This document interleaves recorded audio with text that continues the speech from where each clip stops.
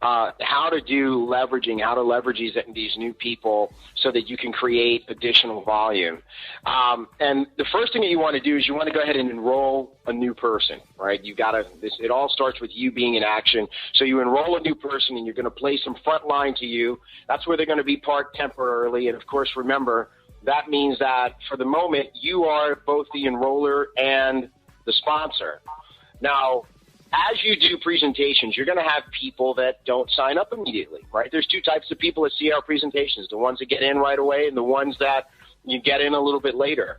Everybody that doesn't get in right away, you want to keep a list of those people.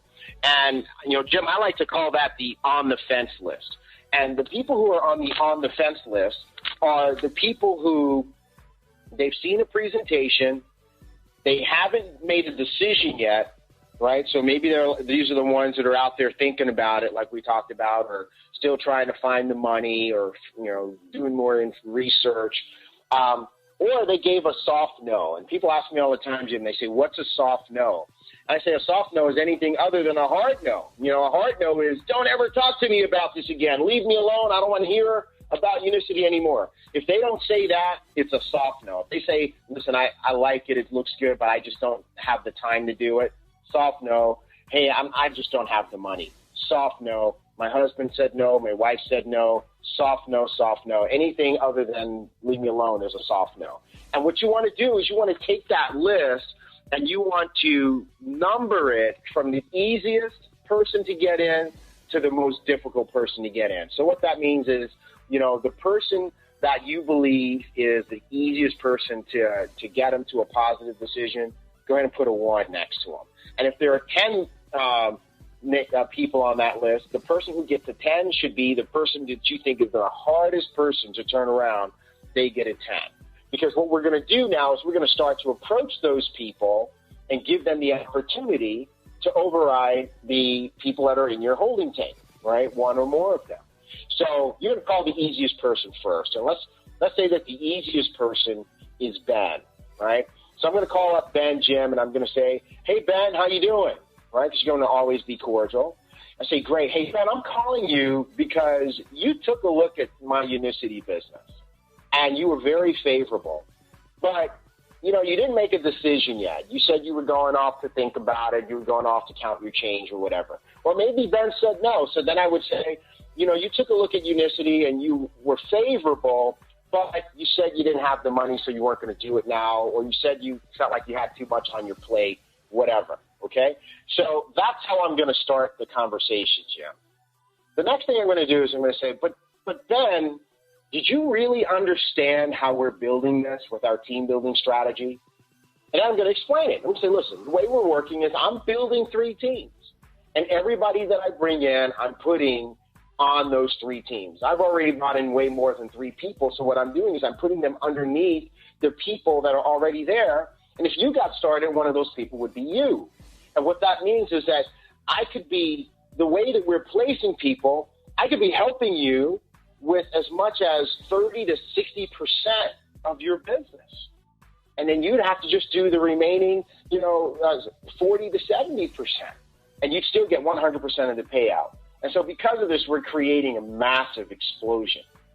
Well, listen, Ben, I want to give you this special opportunity. I have some people that just got started right now, or I've got a person that just got started, or some people, whichever one is accurate. And these are some fired up folks. They are ready to go for it. As a matter of fact, they represent the opportunity to explode some new areas. And here's the deal I'll make you.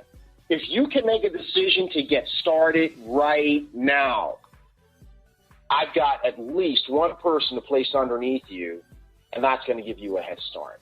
Or if maybe Ben is the 10th person on the list, he's the most difficult person, he's the one with his arms crossed the hardest, I say, hey, Ben, listen, you get started right now, I've got 5 people to put underneath you, if that's what I have, right? Because I'm going to save the bigger numbers for the more difficult people. Well, maybe Ben says, wow, T. Great. That's something. So how do I get started again? And that's what happens usually, Jim. They start asking him, so how do you get started? What does it cost again? Can you go over those with me one more time? And so we go over them. And he says, okay, listen, I think I can do that junior manager. I just need to go move some money around. Can I have a little bit of time? And when they do that, folks, what you want to do is you want to give them a deadline. I'm going to say, sure, Ben, you can have a little bit of time, but listen, I got to get these folks set up and situated. So here's the deal. I need to hear from you. Right now it's 11 a.m. here in Texas. I need to hear from you in the next 2 hours. Can you make it happen in the next 2 hours? Great. So I'm looking forward to hearing from you about 1 p.m. At that time. Otherwise, I'm going to have to keep going with this, okay? Awesome. So you give him a deadline, right? Now, if he says yes, here's what's going to happen. I'm going to go ahead and enroll him frontline temporarily. I'm going to put him in the holding tent too. And I'm going to write down in my notes, Jim, what I promised Ben. So if I promised Ben one person, I'm going to put down I promised Ben one person. If I promised Ben 3 people, I'm going to put down I promised Ben 3 people. Because it's so important, folks, that we keep our word with people and we operate with integrity. Okay? So whatever it is you tell a person you're going to do, you want to make sure you do it. But either way, now that Ben said yes, maybe I told him I had 1 person, now guess what I have? I've got 2 that I can continue to leverage and continue to make calls with. So I'm going to continue to work my way up that on the fence list.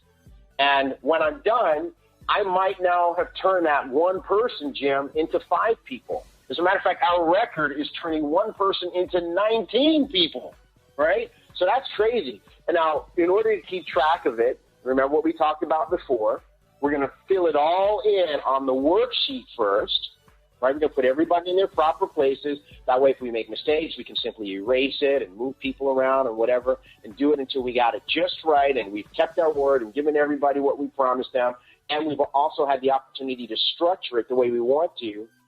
And by the way, Jim, I just want to say, you don't always have to promise everybody everything. You can say at least 1 person and see how far you can get with that. That way, you can leave yourself some flexibility sometimes. But you get it all situated on your worksheet first, and then you log in and you start making your placement moves or your enrollments, whichever one is most applicable at that time.